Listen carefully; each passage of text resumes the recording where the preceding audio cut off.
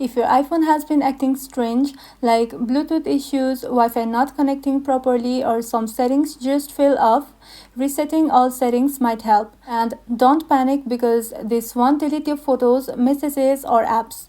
Let me show you exactly how to do it. First of all, open the Settings app on your iPhone. Then scroll down a bit and tap on General.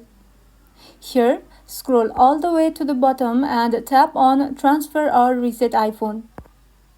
After that, select Reset from the options that appear. You will now see a list of reset choices.